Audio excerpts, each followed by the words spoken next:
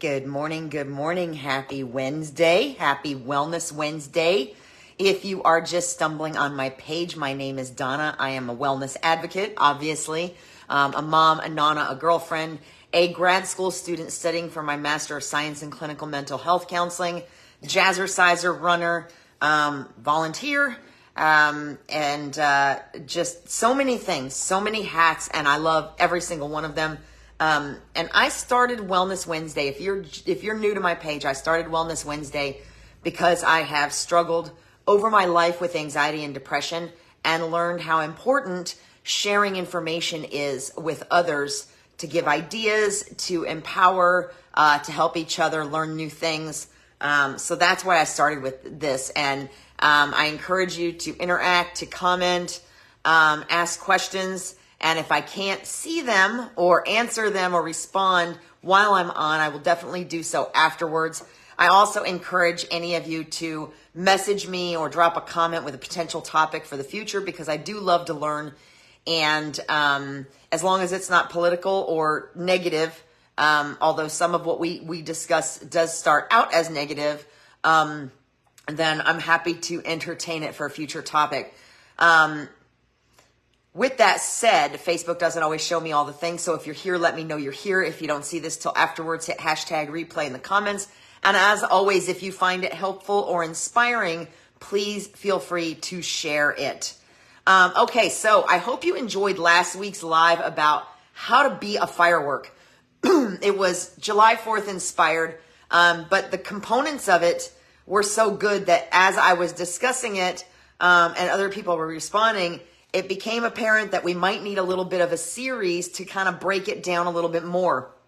This is the first of a 4-part series. There were 8 components in how to be a firework, but they were very general overview. And this is still going to be a little general because there's only so much we can dig in a short period of time. And I try to keep it around 30, 35 minutes because I know your time is extremely important. So we're going to try to cover 2 components a week. It's going to dig in a little bit further, but probably not as much as we could. I mean, we could literally be here for hours talking about some of this stuff. So just as a reminder of what we're talking about, I'm going to drop last week's video link in the comments. However, you are going to hear some things that might sound repetitive, and that's okay. And the reason that's okay is because just like kids, what's going on with my lighting today? Just like kids, we learn best by repetition, right? So the more we hear something, especially if we're not quite ready to receive it the first time we hear it, the more we hear something, the more likely we are to put it to work, if that makes sense. So the overview was that being a firework can be a metaphor for living a vibrant, impactful, and inspiring life because fireworks embody and symbolize individuality, beauty, and impact. So let's get started. So the first 2 components that we discussed last week in how to be a firework were embracing your uniqueness and shining brightly. So let's get started on that. And again, if you're here, let me know you're here because I don't always see if somebody's here. And if you don't see this till afterwards, hashtag replay in the comments. Feel free to share. So embracing your uniqueness, what does that mean? It means celebrating your individuality. And I have a couple stories that kind of, good morning, Mr. Chris, that kind of sum this up that I've told before. So if you've been on here before, you may have heard this before. But self-awareness allows you to reflect and improve and is crucial. It's a crucial aspect to learning. So I just started the new term in grad school. And one of the things that I love about my new textbook is that it actually has a stop and reflect section where it asks questions about what you just read. And if those things are true for you, because it's talking about the characteristics of a good mental health counselor, or a good helper, anyone in the helping profession, not necessarily just a mental health counselor. But it has these sections where it asks you these questions and it asks you if those are true for you. And more importantly, it asks, how is this something you can grow with? Is this something you can expand and grow on? So self-awareness to me allows you to reflect on yourself and how you react to things and how you interact with people. And it's a crucial aspect of learning. If we can't stop and reflect on ourselves and how we react to things, how we do things, how we interact with others, then that we're not going to be able to grow in other places if there is no self-reflection. So that is part of celebrating your individuality, is stopping and becoming self-aware about all the things about you. Now, a simple explanation here. I like to quote a scene from The Runaway Bride, which is actually the only scene I remember from The Runaway Bride, which is where she had been in a series of relationships and a friend showed up at her house. I don't remember all the details, so this is a really loose paraphrase, but she had plates of eggs made in different ways out in front of her, and her friend was like, "What are you doing?" And she said, "I'm trying to figure out how I like my eggs." Now, she was a grown adult, but in all of her time, in all of her relationships, she had always just done and eaten and acted however her significant other did. She never learned, she never dug into herself to find out how she liked things, how she liked her eggs cooked, how she liked to do anything. So she was on a journey of self-awareness, which is what stood out to me about this movie, because I don't remember anything else about it. Good morning, Miss Kayla. So that self-awareness is super important, and it's a crucial aspect of learning. And I'm of the opinion that if we are not learning, we are stagnant. We cannot grow if we're not learning, and if we're not learning or growing, we become stagnant. Which is why I'm in school. It's part of the reason why I'm in school, because I felt stagnant and I felt like I wasn't fulfilling my purpose. So self-awareness allows you to reflect on how you are, who you are, the way you act towards things, the way you interact, and either use that to build or use that to change. Either way, it's kind of the same thing. Individuality, celebrating your individuality is important, because individuality is a catalyst to generate groundbreaking ideas. You may be saying to yourself, or to me, "Donna, I'm never going to think of anything that anybody else didn't already think of." But maybe that's not true. Maybe that is true, but maybe it's not true. And even if somebody else has already thought of it, does that mean that you can't, and that you can't do something with it? Individuality is a catalyst, and practicing that individuality is the same. So one of my favorite comedians is Jeff Dunham. I have been watching him since he was on the improv circuit, before anybody really knew who he was, and there's a whole funny story there, but we don't have time to get into that today. I've also read his autobiography, and it reads pretty much like watching one of his episodes with his puppets. But he is an amazing ventriloquist. He hand makes all of his puppets. And if you haven't seen him, you need to look him up, because I find him to be absolutely hilarious and incredibly talented. But do you think that when Jeff was like 8 or 9, if he would have not embraced the uniqueness that was him, where he wanted to play with puppets and throw his voice and learn how to do that, do you think that if he hadn't done that, he would be where he is now? No, he'd probably be working in a cubicle somewhere. He's funny, and he embraced the uniqueness about him, even though he was made fun of and people thought he was strange. He was incredibly talented, and if he had not embraced that, we wouldn't know him as the amazing comedian and artist that he is today. And without a doubt, embracing that individuality about himself changed his life. So it can really be the catalyst to groundbreaking ideas. It can be the catalyst to just groundbreaking anything. So whoever you are, I think we have a tendency as we're growing up to be told or to learn or to believe that our differences from other people make us strange and weird, and that we should hide those things. And I don't believe that to be true anymore. I was once one of those people. If I did something that I didn't feel like other people were doing, I hid that about myself. I'm kind of a smart aleck. If you know me, you know that. But I was that person that when somebody would say something to me, I would think of the right answer 12 to 24 hours later. Because I was afraid people would think I was mean, or think I was weird, or think I was strange, or that I wouldn't get it right. But when I started to embrace that side of me, I got quick. I got really quick with the one-liners and the retorts, and the people in my circle enjoy that side of me. And if other people don't, it doesn't matter, because they're not the right people for me. So embracing that uniqueness will help you attract more meaningful relationships with people who appreciate you for who you are. There's a funny story about my music brain, where I'm always quoting song lyrics, and if I'm not quoting song lyrics, I'm quoting movie quotes. And if you say just the right word, I will blurt out in a song. It may be an existing song, or it may be an existing song that I've modified to fit whatever you just said. But it's quite frequent. And I'm sure that for the people who are not my people, I'm sure they find it annoying. I actually really had the potential to embarrass myself on one occasion, introducing myself to an event sponsor for the first time because of that music brain. And I've told that story before, but again, it's a story for another day because we don't have time. But it turned into a joke, and it's now an inside joke where I can still, yes, I'm a smarty pants. Kayla, how did you know? It turned into, now it's something that makes us laugh.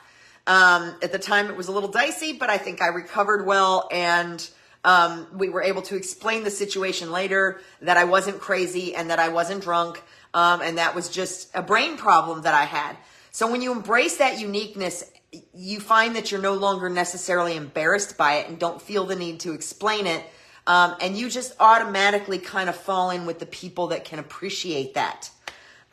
So I have an activity for you. It's a self-reflection exercise. If you have notes, take them, or you can go back and look at this later and pause. But here's what I would ask you before I move on to the next item, which is take a moment to think about your unique qualities and strengths and write down 3 things that make you unique, and share them in the comments if you feel comfortable.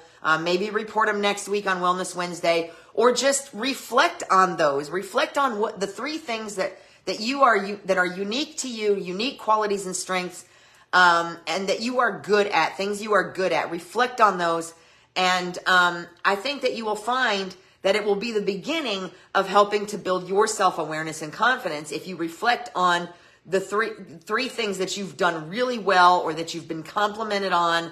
And this isn't about how you look. This is about personality and qualities and things like that. So that's my challenge to you, is to write down 3 things that make you unique and that you're really good at. Share them in the comments, or just keep them to yourselves, whatever you feel you want to do with it. And maybe you'll find something in this next little bit that'll help you know what to do with it.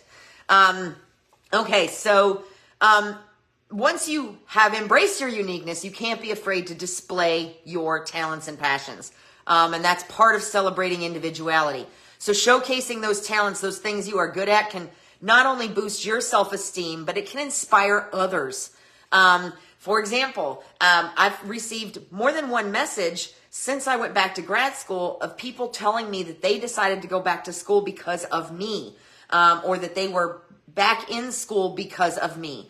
And that, when I started back to school, it never occurred to me that I was inspiring anybody else to do it. But I think it's amazing.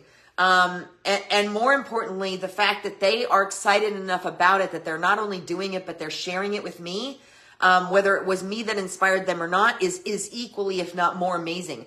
Live videos. And we're going to talk about this a little bit more in just a minute. But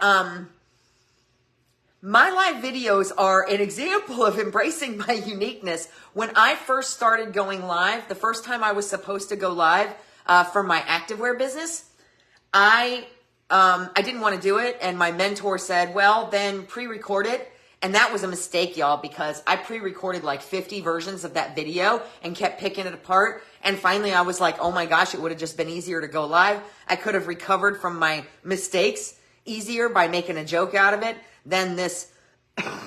Excuse me. I just felt exhausted from trying to record the perfect video. So that's when perfection kind of went out the window, and then you get me, and I'm just kind of a smart aleck, and sometimes I can't make words right, and we just talk about that like it's a perfectly normal thing. But when you do that, you're not just boosting your own self-esteem, but you're potentially inspiring others who might look at you and say, you know what, if she can do that, I can do that. Or you might look at them and want to be able to do that enough that it inspires you to work harder, to practice whatever, or maybe to do your first video and rip the Band-Aid off. So when you share skills and passions with the world, whether it's through hobbies, whether it's through work, or whether it's through community involvement, it helps you, again, to build networks and meaningful relationships. And then so much more happens when you collaborate as a team. Yes, Kayla, keep them coming. I see you putting down your talents and passions. I'm excited to see this. So you build networks, you build meaningful relationships. Y'all, my community just collaborated by sharing their skills and talents and raised enough money to pay off an injured sheriff. Excuse me. Morning stuff. It's raining outside. You know what I mean? My community just raised enough to pay off someone's mortgage. Your uniqueness is how loud you communicate. Girl, Voices Carry is my theme song from the 80s. That's fantastic. But you can harness that and you can use it. I love your answers. Thank you so much for doing that. So you're going to reflect on those, right? And how you can grow from those. Okay. So anyway, that is how you can build networks and create meaningful relationships and affect change. You can affect change by taking your talents and your passions and sharing them and finding like-minded people. And then amazing things can happen, like what just occurred in my community in the last couple of weeks. So how can you do that? How do we do that? Well, with the advent of technology, there's all kinds of ways we can do that. I just found out about something called Twitch streaming. I don't even know what that is. We'll talk about that later. But you can start a blog. You can join a club. You can join a nonprofit organization. You can volunteer. You can do live videos on TikTok. You can do live videos once a week about whatever your passion is, like I'm doing here. If you would have told me a few years ago that I would be doing this, I would have laughed at you. But not only that I'm doing it, but that I'm enjoying it. And Miss Kayla, she's been working on some amazing TikTok videos and product reviews. And that's where her uniqueness and her ability to communicate, regardless of how loud it is, just garners her a following and interaction like you've never seen before. So these are ways that you can showcase the talents. So here's my challenge to you. Another one. Think about one talent or passion you would like to showcase. And then create a simple plan on how you can start doing that. Whether it's by setting up a Facebook or Instagram page surrounding it, joining a local group that can benefit from that passion. For example, if your passion is mental health, talk to me about NAMI. I work as the program director for the local affiliate of the National Alliance on Mental Illness. And if you're passionate about mental health, I'm sure that you can contribute and amplify that passion and share it with others through NAMI. I lost my spot. Yes, I need notes because I can't do all this without notes. It's way too many words. You can teach a class. If your passion is painting, for example, I have a friend in the community who paints the most beautiful wine glasses, cups, bottles, but every once in a while she holds a class. Yes, it is. Isn't it, Kayla? Trust me, you don't want to take and retake and retake. I'm sure you've already done that. But she paints the most beautiful wine glasses, cups, glasses. I have a couple, nothing within reach, of course. I have a couple that she's done. And every once in a while she teaches a class because she wants to give back and she wants to share her talent and passion. So there are a lot of ways to do that. And I have a note here to tell you how to overcome fear and self-doubt. But the truth of the matter is the more you do it, the easier it is. The first time is the hardest. Like ripping off that Band-Aid the first time I went live. Because again, you can make a joke or do something that's uniquely you to recover from those faux pas. But you will exhaust yourself, you know what I mean? Trying to do it over and over again and make it perfect. So here are my tips for overcoming fear and self-doubt. If it's not hurting anybody and it's not putting you in danger and you're afraid, that's much more reason to do it. Do it afraid. Done is better than perfect, which is something I've had to learn. Because if I was trying to do everything perfectly, you would never see me. You would just never see me. I would never be on here because believe me, I can pick it apart. and just, what else was I going to say? Do it afraid. See, this is what I'm talking about. Whew, everything just went out of my head. Do it afraid. Done is better than perfect. And practice makes perfect. The more you do it, the more you talk to yourself about it.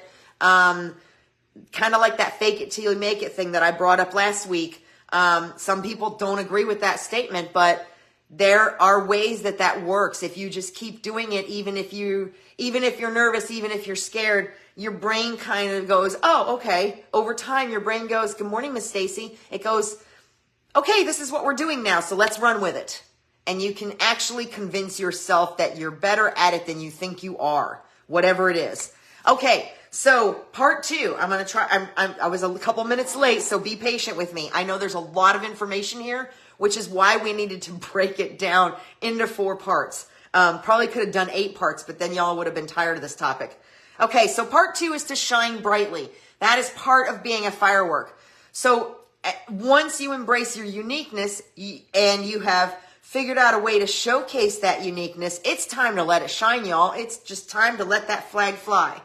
So being confident can lead to a vibrant, impactful life, because when you are confident, it glows from inside. And that's why when I talk about people complimenting you and I talk about finding the things that are unique about you, I'm not talking about what you look like. I'm not talking about the color of your hair, how many freckles you have, whether or not your eyes are blue or green or sometimes both.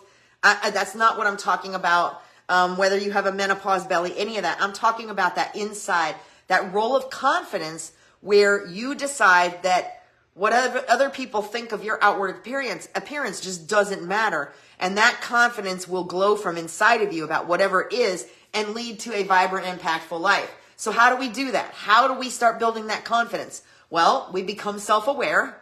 We recognize and appreciate our unique strengths and qualities, and we learn how to start to showcase those or put them to work. That's what showcasing really means. It doesn't mean get on a stage and be like, hi, this is me. It means putting your unique qualities, talents, whatever to work, in whatever that looks like. But how can we build the confidence to do that? How can we build the confidence to not do 50 takes of a video versus going live and ripping the Band-Aid off? We can do that with positive self-talk. I'm going to try to say this without crying, but I find it's very difficult. And if you've watched any of my previous Wellness Wednesdays, you know it's difficult for me to have this conversation with you without crying, because I'm very passionate about this one thing. As someone who has beat herself up verbally and emotionally in the mirror for years, I cannot emphasize enough that, and then witnessed other people do it so that I understood how my loved ones felt when they watched me do it. I cannot emphasize enough how important what you say to yourself is. I'm going to get really close here so you can look me in the eye. Do not speak to yourself in a way that you would not talk to someone that you love the most. Okay? Do we understand that? Do not say things to yourself that would hurt someone that you love. Okay?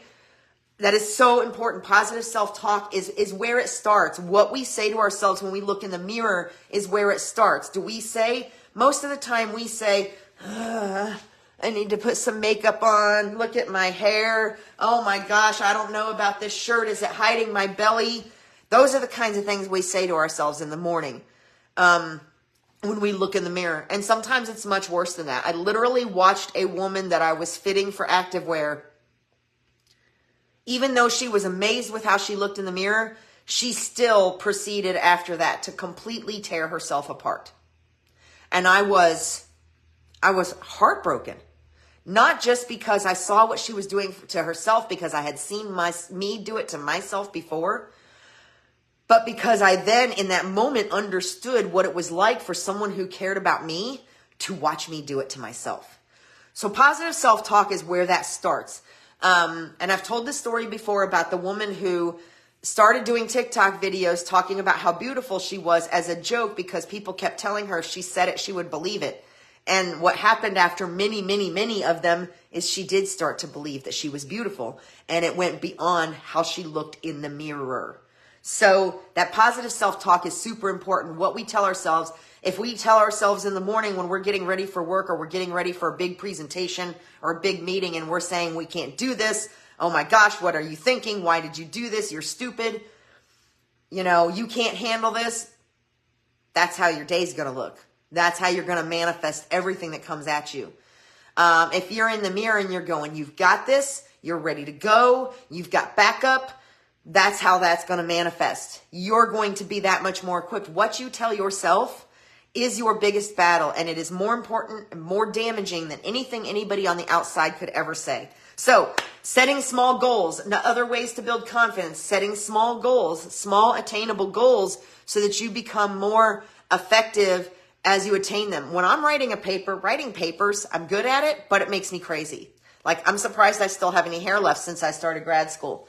But when I start working on papers, I start with the easiest things. If I have 2 or 3 assignments due, I start with the easiest one so I can knock it out and get it done.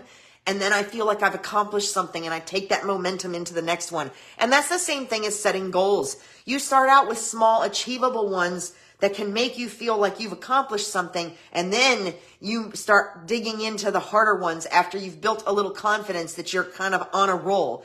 If another way I can explain that is going into a busy day at the office or looking at your home and you're like, oh my gosh, I have so much to do. I don't know where to start. And then you start with one tiny simple thing that's easy to knock out. And then you're like, okay, now I'm on a roll. And the next thing you know, it's like 4 hours later and you've accomplished 3/4 of your tasks. And it's all because you harness that momentum from that one small achievable goal. So small goals. And then of course, don't forget to celebrate your small achievements. Even if you haven't hit the big goal yet, if you celebrate the little ones as you go, don't take too long because we can't get stuck in that where we're not getting anything done again. But make sure you stop and you appreciate what you've achieved, where you are now versus where you were, and celebrate that. So many of us are like, okay, we did it, next. And we don't take the time to celebrate whatever that big goal was because we're too busy moving on to the next one already. Take time to celebrate. It's huge, and it will help to build your confidence and help you shine. So another activity for you, I know this is a busy one today. Write down a recent achievement that you are super proud of. Please consider sharing in the comments, but if that's a little bit too much for you, that's okay. But if you do share in the comments, let's celebrate each other's successes. Take a minute to write down one recent achievement that you are proud of. And if you don't share it, keep it with those other things you already wrote down, and let's reflect on that. And that's where you can start your positive self-talk. Another thing I love is affirmations on the mirror with a dry erase marker or a Post-it note or whatever. Those are great at helping to build confidence. And again, the confidence to inspire others, I don't even need to tell you about the ripple effect.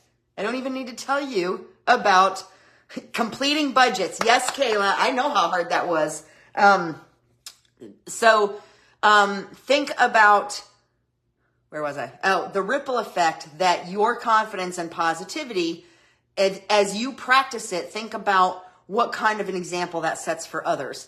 Like I've also told the story about my friend who was really one of the first people that inspired me to start thinking more positively, because it didn't seem to matter what was going on in her world. She was always positive and happy, and I just wanted to be like her. And I knew that to be like her, I needed to spend more time with her. And then I just became less tolerant of negativity, and my thinking started to change because of my exposure to her. So keep that in mind. Keep that story in mind when you are considering the ripple effect of how your confidence and your uniqueness and your celebration of individuality can inspire somebody else.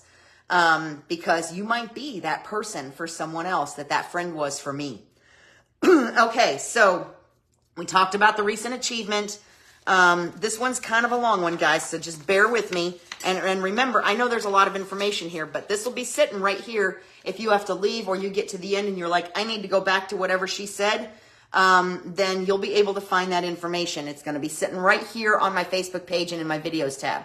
Okay, so The power of positivity, we already kind of talked about that. It's really important to maintain a positive attitude. You've got two choices at the beginning of the day.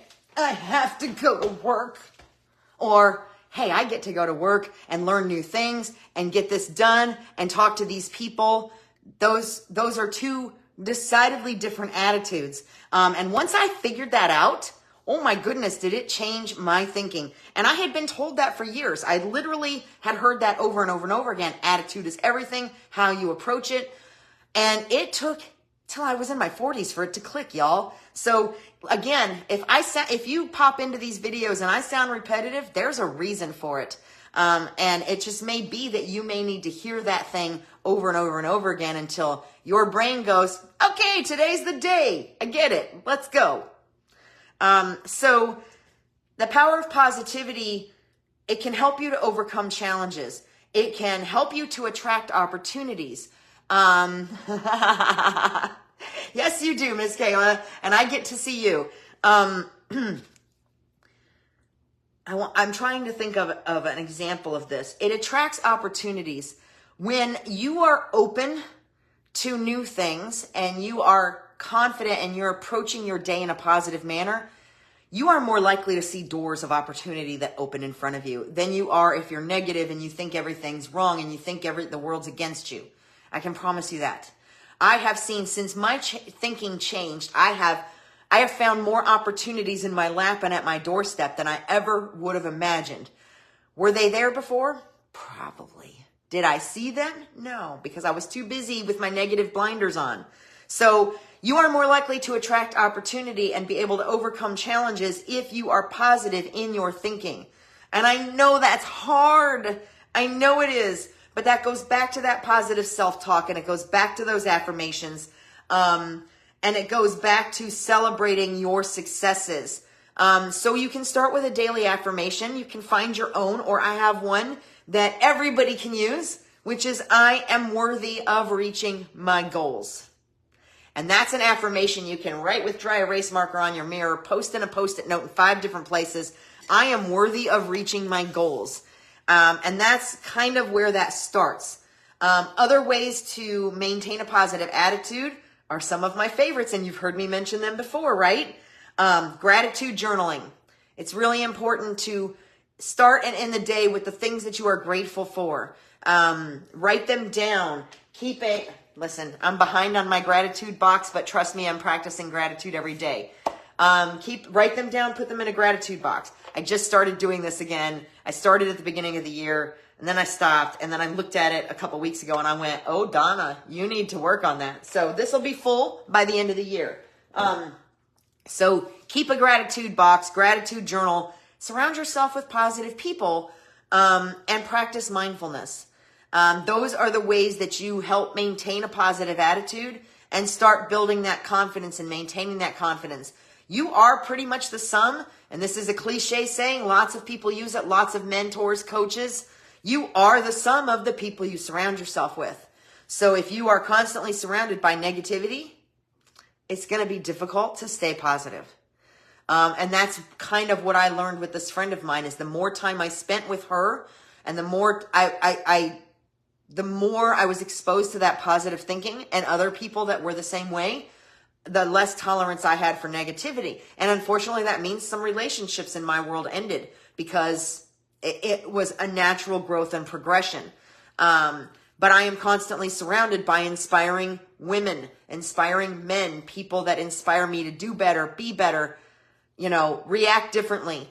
And it makes a huge difference. So practice mindfulness, surround yourself with positive people who are doing or working towards things that you want to do or work towards. And it's amazing what it'll do for you. And of course, mindfulness, you guys know I'm a huge fan of that. A little bit of meditation, a little bit of quiet reflection on these talents and things that we've talked about today. And so your activity, of course, is what? In addition to the things we've already done, it is to write 3 things that you are grateful for today, and see if you can try to do that every single day. And then when you start getting a little stressed out, you start getting a little negative, go back and look at the things you've written down today. during this video and see if it kind of helps to turn that around a little bit again.